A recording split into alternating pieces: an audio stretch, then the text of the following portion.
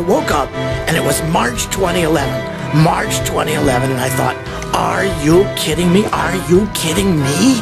I can't believe it. March 2011. The opera is 6 months away. I have a whole team in place. I have a director. I have a star. I have an ensemble. I have a lighting guy and graphics. Everybody. And not enough money. So look, I still have another $6,000 to raise. No, really, seriously, $6,000 to raise. Oh, what am I talking about? Oh, it's an opera. It's an opera about Erzsébet Bathory, the Blood Countess. We don't know if the Blood Countess is really what we think she is.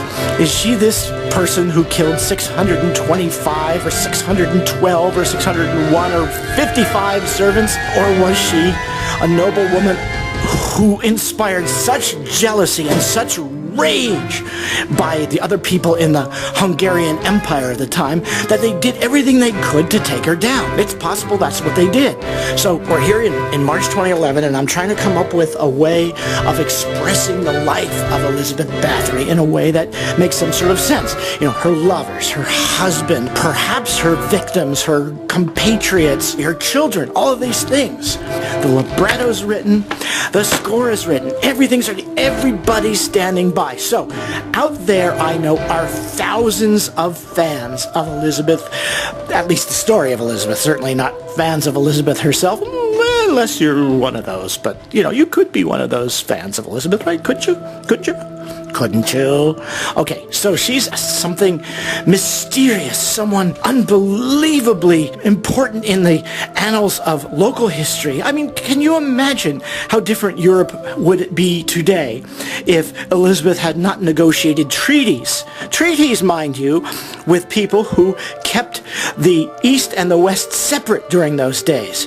It would be tremendously different. I mean, no judgment, good or bad, it would just be tremendously different. Erzsébet Bathory did that. She's the one. She is the one who stood there at the wall and said, you people from the East, you people from the West, my wall divides you. My land makes the difference. So, you know, it was a Renaissance in Europe, and so she had scientists, and she had politicians, and she had artists, and she had musicians at her table. She was greatly fascinated by science. She was herself, in some ways, an amateur scientist in the world of medicine. She had these children who she absolutely loved. Now, how could someone who was such an incredible mother also be such an incredible murderer? Well, we have to deal with that question.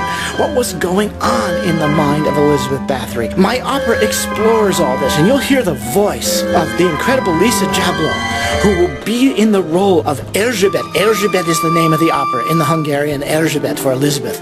It's the name of the opera. Anne Decker will conduct it, and a group of musicians from Vermont, including the Vermont Contemporary Music Ensemble, and assisted by violist Elizabeth Reed and percussionist Brian Johnson. I mean, it would be spectacular. And of course, Naomi Flanders will direct the whole business, keeping me way out of the way, because the last thing you want is the composer in the way of this thing. Okay, so look, we still got $6,000 to raise. We need the $6,000 to finish up the project. We need it. We gotta have it. Halloween weekend, by the way, 28th of October in Hyde Park, Vermont, in an opera house, a 19th century opera house that will just make you quake, since it's so mysterious and so old, and all the people will be there, and you'll be in the darkness, as Elizabeth has sung about. Then the next night at the Haybarn Theater, Plainfield, Vermont, at Goddard College. And then finally, if modern is what you like, we're going to take the production to the Black Box Theater at Main Street Landing in Burlington, Vermont. Elizabeth Erzsébet, the story of the Blood Countess of Transylvania, the great Hungarian countess, born in 1560, died in 1614, in her tower, in her supposed torture chamber after 2 years of isolation. What a story that is. Can you imagine? Can you imagine being her, being around her, being in that place? That's the experience you're going to have if you come to see the opera Erzsébet, and especially if you become a sponsor. $10, $20, $50, $100. It's going to be spectacular. And you get the DVD when it's all done. You get the recordings. You'll get a copy of the score. If there are t-shirts, gosh, I should be wearing it right now, shouldn't I? Well, there are pictures of that. You can check that out. I don't look good in the t-shirt. I don't look good anyway. Erzsébet. Okay, you contribute. You ready? You ready? Do it now. Okay, thanks. Bye. Whoa.